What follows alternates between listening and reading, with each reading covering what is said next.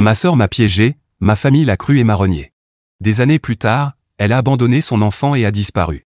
Maintenant, ma famille me supplie désespérément de les aider et veut que je revienne dans leur vie. Salut Reddit. Ça fait un moment que je garde cette histoire pour moi, mais j'ai besoin de vider mon sac. Tout a explosé dans ma famille il y a environ 2 ans.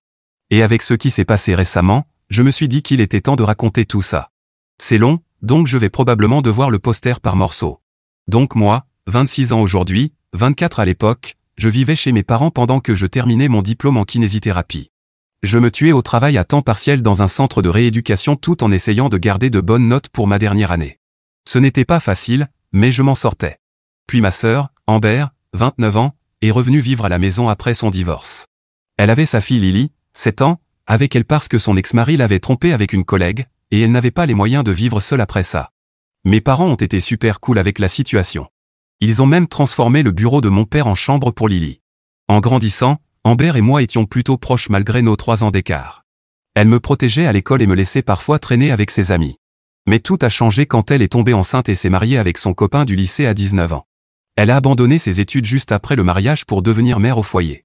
Après ça, on ne se voyait plus vraiment, sauf pendant les fêtes et les réunions de famille. Quand elle est revenue à la maison après le divorce, j'ai vraiment essayé de recréer un lien avec elle. Je gardais Lily quand elle devait faire des courses ou aller à des entretiens. Je l'invitais à sortir avec mes amis le week-end. Je l'ai même aidé à créer un profil de rencontre quand elle m'a dit qu'elle se sentait prête à tourner la page. Mais quelque chose clochait chez elle. Elle semblait super amère et avait ce regard étrange dès que je parlais de mes études ou de mes projets. Avec le recul, il y avait plein de signaux d'alerte que je n'ai pas vus. Par exemple, elle a commencé à agir bizarrement quelques mois après être revenue. Chaque fois que maman lui posait des questions sur ses recherches d'emploi, elle devenait super défensive. Elle disparaissait pendant des heures le week-end en prétendant être à la bibliothèque pour postuler à des boulots, mais ne revenait avec aucune nouvelle. Et elle protégeait son téléphone comme si c'était un secret d'État, toujours verrouillé par mot de passe, ce qui n'était pas son genre avant. Je n'y ai pas trop prêté attention à l'époque. Je me disais qu'elle était juste stressée par le divorce et qu'elle essayait de s'en sortir en tant que mère célibataire. Je me concentrais sur mes propres trucs, finir mon diplôme, bosser au centre de rééducation et essayer d'avoir une vie sociale malgré le peu de temps libre que j'avais. Mais il y avait des moments bizarres. Je la surprenais à me lancer des regards étranges quand je parlais de mon avenir ou quand nos parents disaient quelque chose de positif sur mes notes.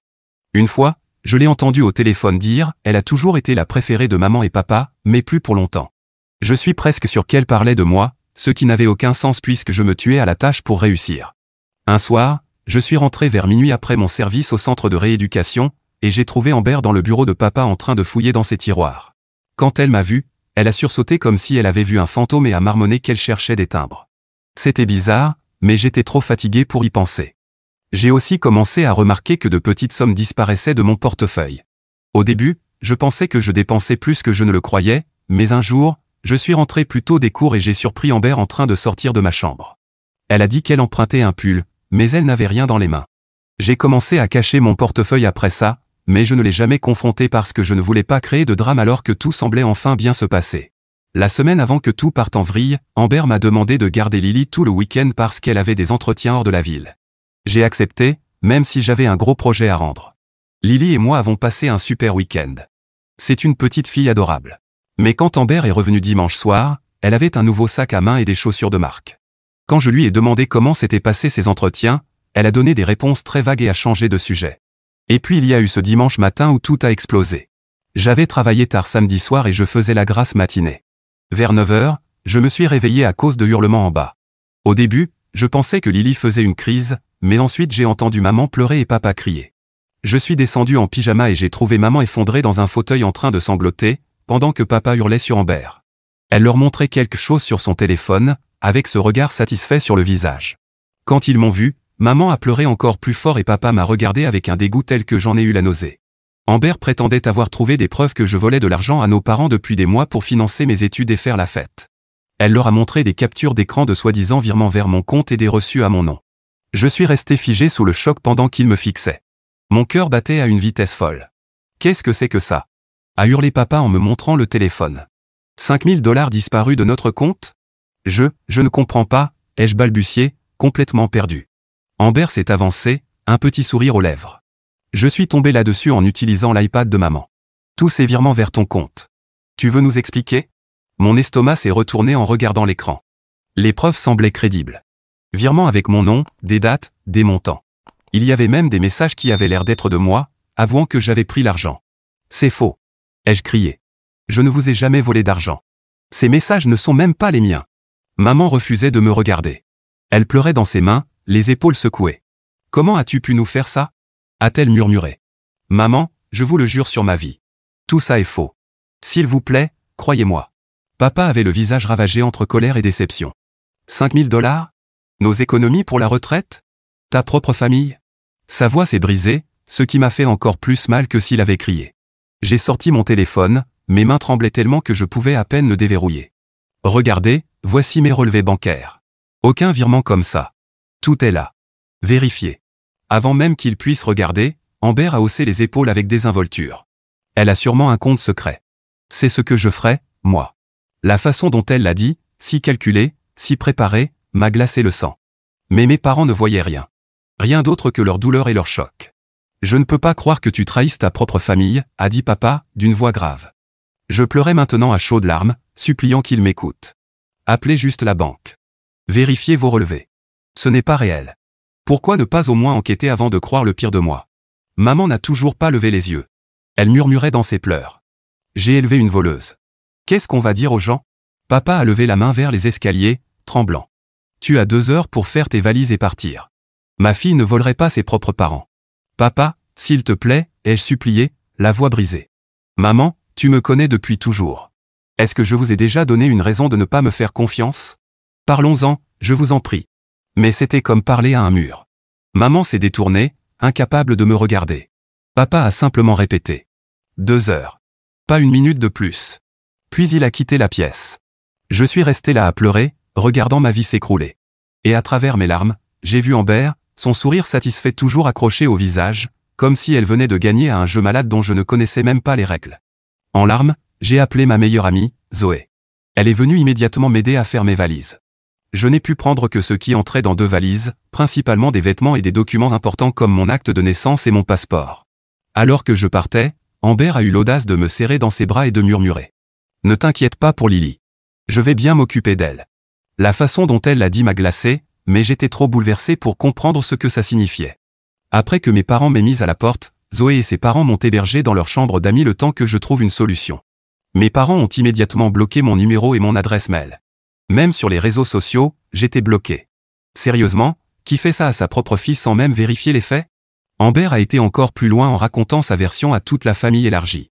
En quelques jours, je recevais des messages horribles de mes tantes et cousins, m'appelant voleuse et disant à quel point ils étaient déçus de moi. Un de mes oncles m'a même dit que je devrais avoir honte de voler ceux qui m'avaient tout donné. C'était une vraie chasse aux sorcières. Seule ma grand-mère m'a soutenu. Elle a dit clairement à mes parents qu'elle ne croyait pas aux mensonges d'Amber, parce qu'elle me connaissait.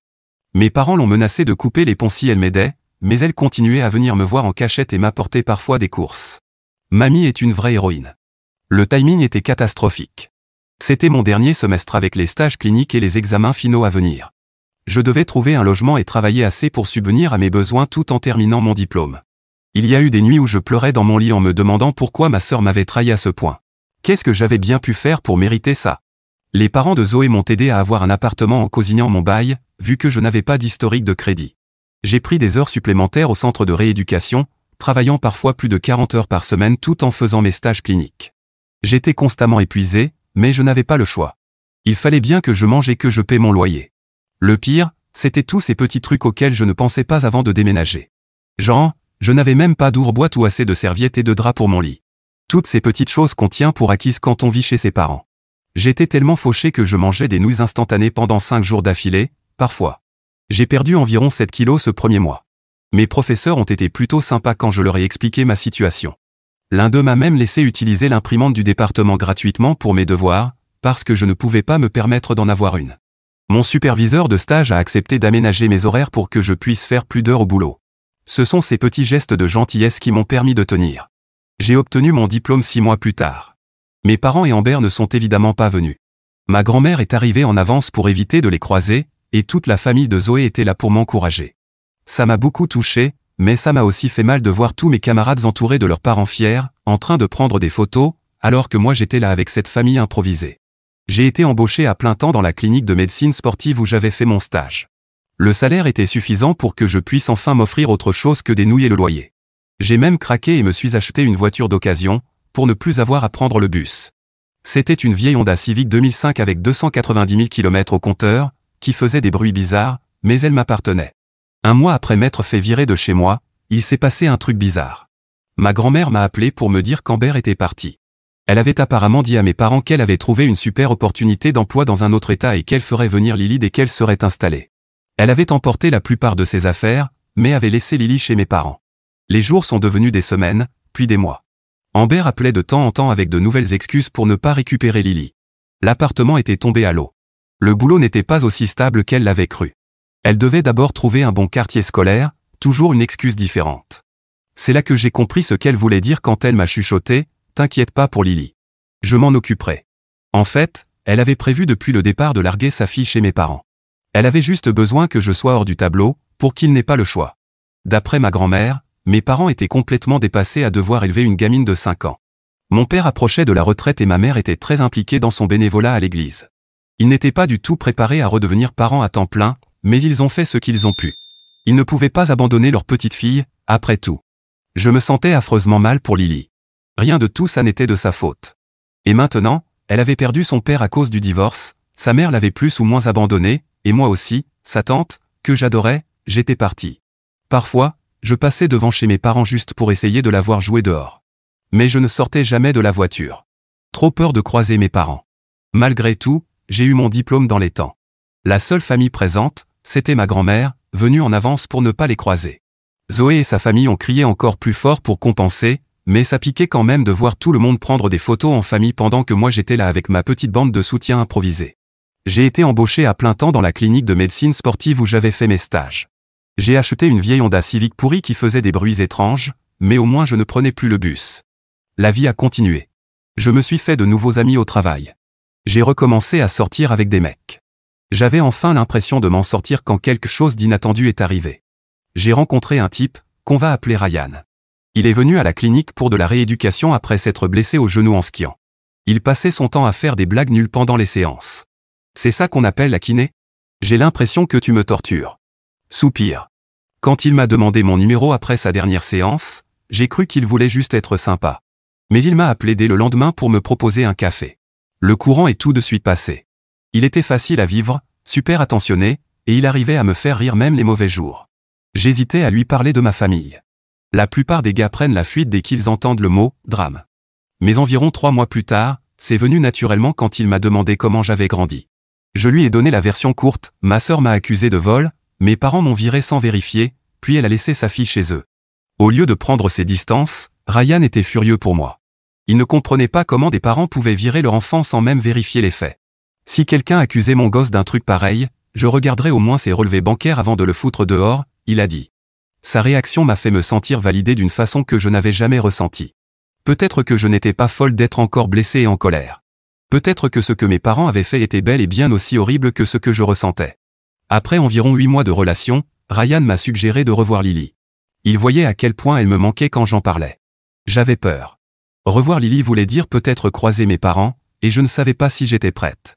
Mais Ryan a eu une bonne idée, contacter ma grand-mère et lui demander d'organiser une rencontre dans un lieu neutre, genre un parc. Ma grand-mère était ravie. Elle essayait de me faire renouer avec Lily depuis des mois, me disant que la petite demandait souvent après moi. Une semaine plus tard, elle a emmené Lily dans une boutique de glace et m'a envoyé un texto quand elles sont arrivées. J'étais tellement stressé que j'ai failli vomir dans le parking. Ryan m'a serré la main et m'a dit « Tu vas y arriver. C'est juste une petite fille qui t'aime. » Quand je suis entré et que Lily m'a vu, elle a hurlé et s'est jetée dans mes bras. Elle avait 6 ans à ce moment-là, et elle avait tellement grandi. Elle m'a raconté plein de trucs sur la maternelle, ses copines, et ses nouvelles baskets lumineuses, en parlant à 100 à l'heure. J'ai essayé de ne pas pleurer, mais j'ai complètement craqué. Cette petite que j'aimais tant avait été une victime collatérale des jeux égoïstes de sa mère. Lily était ravie de rencontrer Ryan aussi. Elle s'est mise à lui montrer tous ses autocollants et à lui demander s'il aimait les dinosaures. Il a dit oui. Un homme avisé. À la fin de notre rendez-vous glace, elle l'appelait déjà « Tonton Ryan », ce qui nous a un peu secoués tous les deux. En partant, Lily m'a demandé quand on se reverrait. J'ai regardé ma grand-mère, ne sachant pas quoi répondre. Elle a proposé qu'on recommence la semaine suivante. J'ai accepté tout de suite. Lily m'a fait promettre, avec un serrement du petit doigt, que je ne disparaîtrais plus. Cette promesse a tout changé. J'ai compris que je ne pouvais pas continuer à éviter mes parents si ça voulait dire rater la vie de Lily. Elle méritait mieux que ça. Sa mère l'avait déjà abandonnée. Elle n'avait pas besoin que sa tante fasse pareil. Alors j'ai pris une décision. J'ai envoyé un texto à mon père, je veux voir Lily régulièrement. Je suis prête à organiser les trajets si tu le es aussi. Sa réponse est arrivée presque immédiatement, on devrait en parler en personne. Tu viens dîner demain? J'ai fixé mon téléphone longtemps. Dîner chez eux. Est-ce que j'étais prête pour ça? Je n'en étais pas sûr. Mais je savais une chose, je ferais tout pour cette petite fille. Même affronter ceux qui m'avaient jeté dehors sans hésiter. Ryan m'a proposé de venir avec moi pour me soutenir, mais je sentais que je devais le faire seul. J'étais en vrac total sur la route, j'ai failli faire demi-tour 3 fois. En arrivant devant chez mes parents, je suis resté dans la voiture 10 minutes à essayer de me calmer. C'est vraiment étrange de sonner à la porte de la maison où on a grandi. Ma mère a ouvert. Elle avait l'air plus vieille, même si ça ne faisait qu'1 an et demi. Elle a voulu me prendre dans ses bras, mais j'ai reculé. J'étais pas prête. Elle a eu l'air blessée, mais a souri malgré tout. Lily était tellement excitée à l'idée de te voir aujourd'hui, elle a dit. Comme si c'était la seule raison de ma venue, ce qui, en vrai, était le cas. Lily a dévalé les escaliers et s'est jetée sur moi.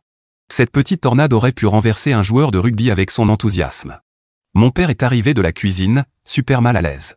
Il a essayé de faire comme si de rien n'était. Le dîner est presque prêt. Le plus étrange, c'était cette ambiance comme si c'était juste un dîner normal en famille. Comme si je n'avais jamais été viré. Comme s'il ne m'avait jamais bloqué partout. Comme s'il n'avait pas cru aveuglément à des accusations sans fondement. On s'est mis à table, ils ont commencé avec des banalités. Je répondais brièvement, concentré sur Lily, qui me parlait de son exposé sur les papillons. Après le repas, pendant que Lily regardait la télé, ma mère a apporté du café et mon père a toussé pour attirer l'attention. Voilà, on y est, ai-je pensé. On veut que tu fasses partie de la vie de Lily à nouveau, il a dit. Elle te manque énormément. J'ai hoché la tête. C'est pour ça que je suis là. Pour elle. Ma mère a enchaîné. On se disait. Peut-être que tu pourrais la prendre certains week-ends? Ça nous ferait une petite pause.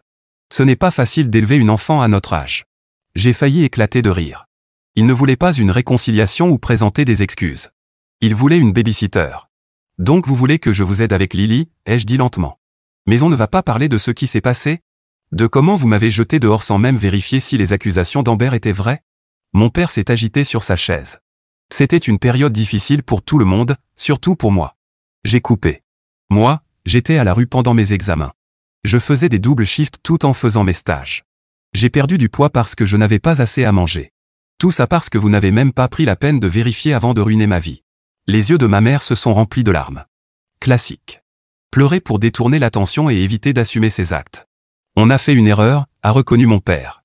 On aurait dû creuser un peu plus, mais tu dois comprendre, les preuves semblaient très convaincantes à l'époque. J'ai secoué la tête. Non. Je n'ai pas à comprendre ça. Des parents sont censés croire en leurs enfants, ou au moins leur accorder le bénéfice du doute. Vous ne m'avez même pas donné une chance de me défendre. Qu'est-ce que tu veux de nous, a demandé ma mère, frustrée. On reconnaît qu'on a eu tort. Que veux-tu de plus? C'est là que j'ai compris qu'ils ne comprenaient rien. Pour eux, dire on a fait une erreur équivalait à de vraies excuses. Ils pensaient que je devais tourner la page simplement parce qu'ils étaient prêts à me réintégrer dans leur vie. Comme si je devais être reconnaissante pour cette opportunité. Je veux faire partie de la vie de Lily, ai-je dit fermement. Je la prendrai certains week-ends. Mais soyons clairs. Je fais ça pour elle, pas pour vous. Ce n'est pas une réconciliation. C'est juste moi qui veux être là pour une petite fille qui mérite mieux que ce que cette famille lui a donné. La peine sur leur visage m'aurait touché autrefois. Maintenant, j'étais juste fatigué. On a établi un planning. Je viendrai chercher Lily un samedi sur 2 au matin et je la ramènerai le dimanche soir.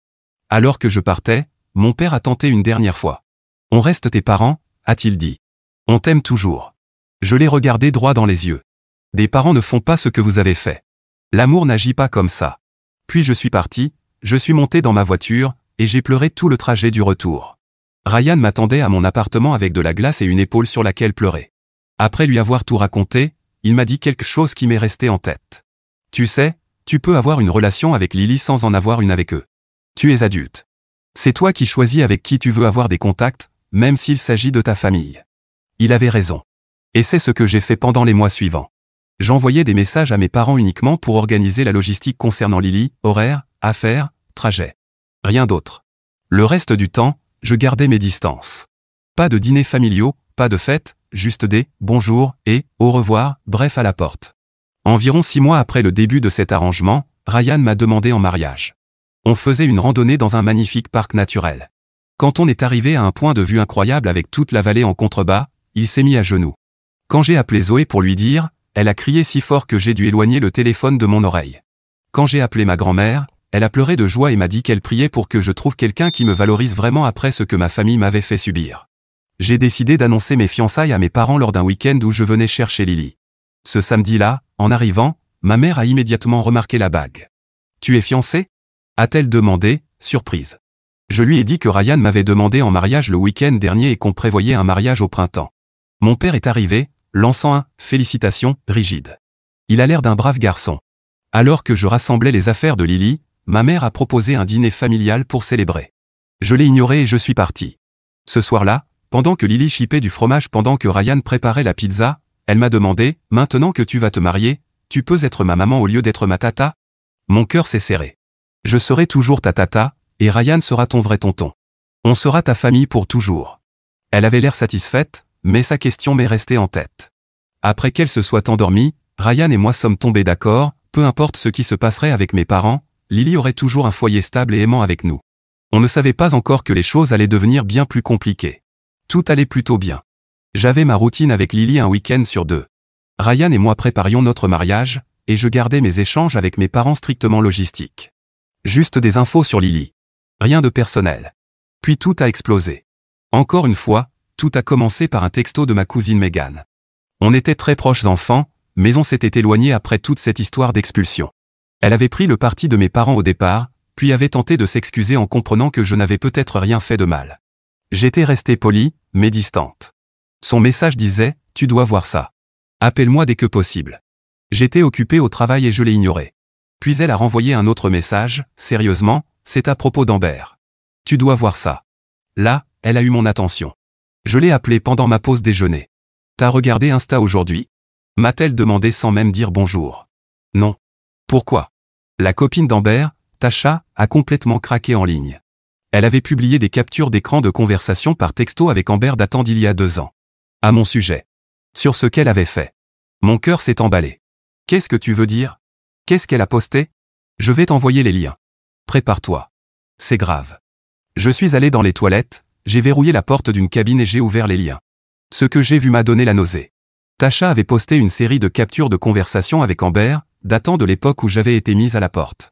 On y voyait Amber admettre qu'elle avait photoshopé de faux relevés bancaires pour me faire accuser de vol, se vanter d'avoir créé de faux messages où je confessais, dire clairement qu'elle avait prévu de refiler sa fille à mes parents une fois que je serais écarté, et le pire, se moquer de la facilité avec laquelle mes parents avaient cru ces accusations sans vérifier quoi que ce soit. Tout y était, noir sur blanc. La preuve de sa trahison délibérée. Le message le plus accablant disait « Les parents ont tout gobé LOL. Ils l'ont viré le jour même. Même pas regardé la banque. Maintenant, je dois juste préparer ma sortie et je serai enfin débarrassé de toutes ces conneries familiales. » Je suis resté assise sur ce sol de toilette pendant ce qui m'a semblé une éternité, tremblante. C'était la preuve de ce que j'avais toujours su. Amber m'avait volontairement piégé pour se débarrasser de moi et abandonner Lily à nos parents. Quand je suis enfin sorti, mon téléphone explosait de notifications.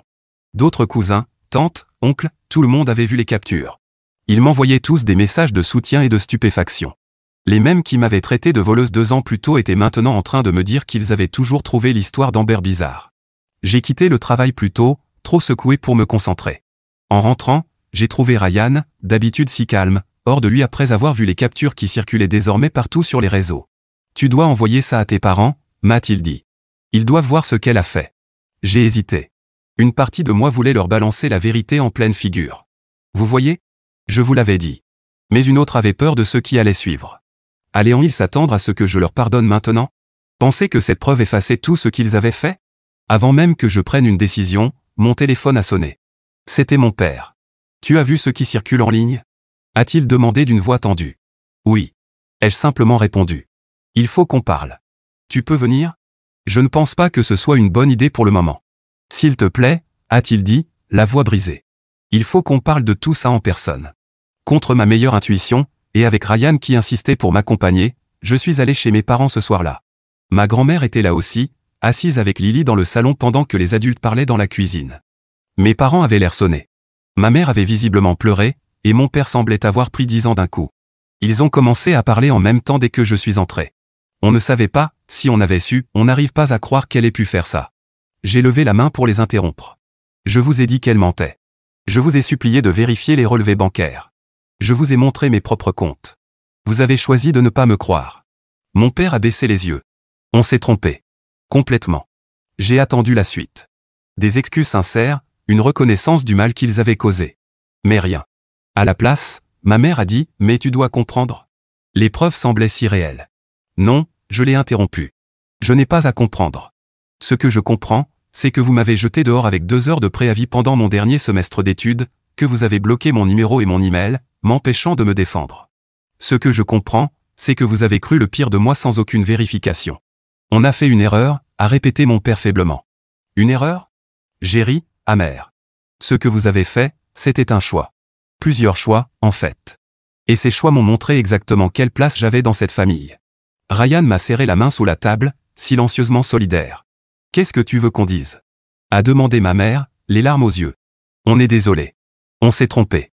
Que peut-on faire de plus ?» Je les regardais. Ils n'étaient pas désolés pour ce qu'ils m'avaient fait. Ils étaient désolés d'avoir été dupés. Désolés d'avoir eu l'air idiot devant la famille.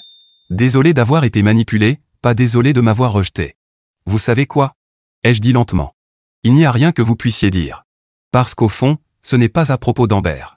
Oui, elle a menti. Oui, elle vous a manipulé. Mais vous avez choisi de la croire sans preuve. Vous avez choisi de me mettre à la porte. Vous avez choisi de couper tout contact. Ce sont vos choix. Et ils m'ont montré qui vous étiez vraiment comme parents. » Le visage de mon père s'est durci. Ce n'est pas juste. Nous aussi, on a été victimes des mensonges d'Amber. La différence, ai-je dit en me levant, c'est que vous aviez le choix. Moi, je ne l'avais pas. Vous avez choisi de croire le pire sur votre fille, sans aucune preuve. Quel genre de parent fait ça?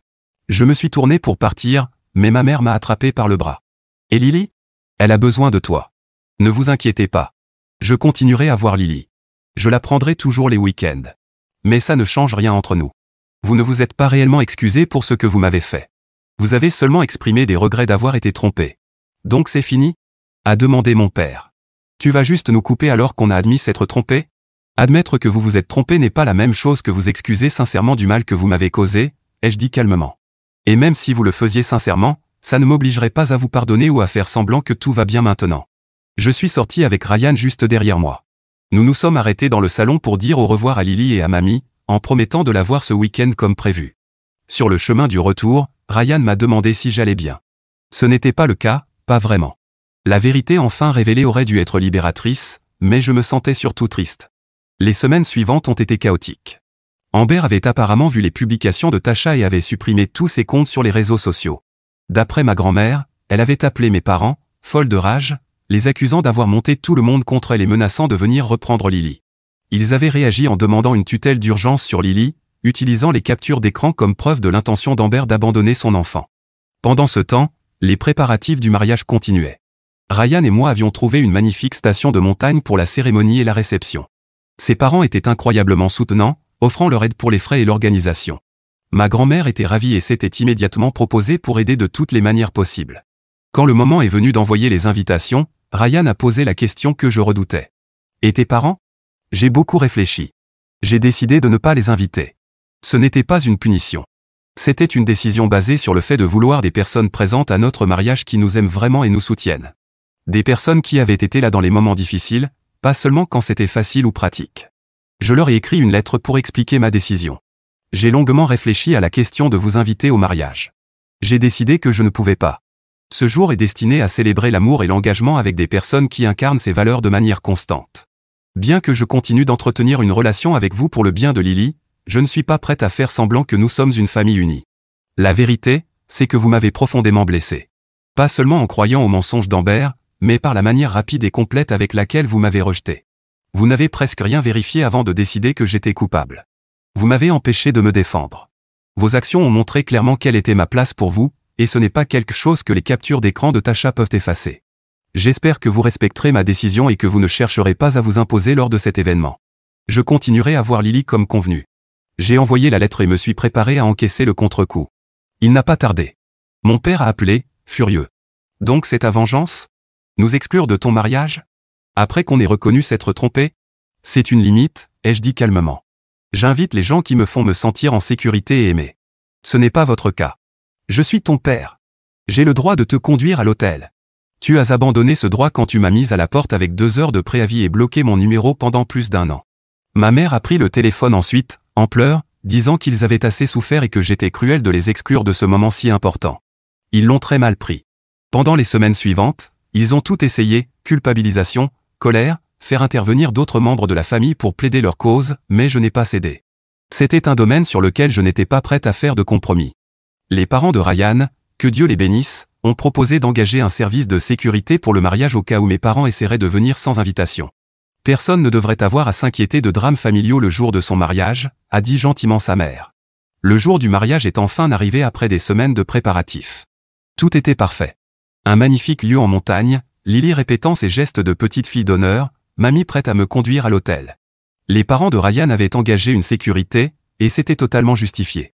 1 heure avant la cérémonie, mon téléphone s'est mis à vibrer, un message de la mère de Ryan. Tes parents sont là. Ils exigent d'entrer.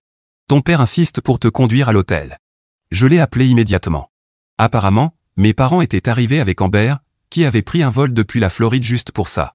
Ils disaient à la sécurité qu'il s'agissait d'un malentendu, qu'ils étaient attendus. Mon père menaçait même d'appeler la police en disant qu'on kidnappait Lily. Complètement faux. Mamie avait une autorisation écrite.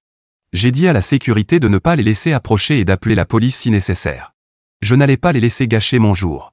La cérémonie a commencé avec 20 minutes de retard, mais a été parfaite autrement. Le père de Ryan m'a conduite à l'hôtel. Lily a jeté des pétales partout, surtout sur les invités, pas sur l'allée. Et le regard de Ryan en me voyant, c'est un souvenir que je chérirai toute ma vie. Juste au moment où nous avons été déclarés mari et femme, mon père a réussi à franchir un premier point de sécurité et s'est mis à hurler sur les droits du père, et que c'était à lui de me donner. Les cousins de Ryan, anciens joueurs de football, l'ont intercepté rapidement.